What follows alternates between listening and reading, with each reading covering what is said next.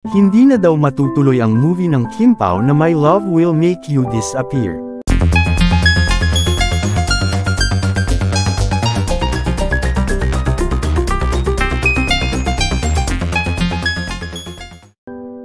Hindi na daw matutuloy ang movie ng Kim Pao na My Love Will Make You Disappear.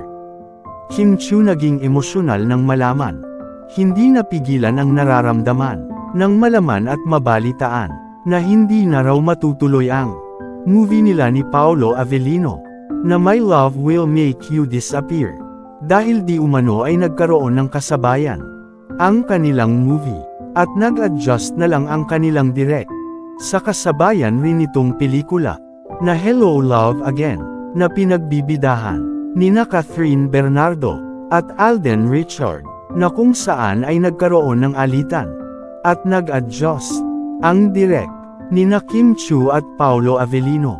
Marami din ang nagtataka at nagtatanong kung bakit hindi man lang isinasabi ng couple o tambalang Paolo at Kim Chiu kung kailan ipapalabas ang movie, pero ang katotohanan pala sa likod nito ay hindi na matutuloy, na kung saan ay nagudyok ng pagiging emosyonal ni Kim Chiu nang malaman ang balitang ito.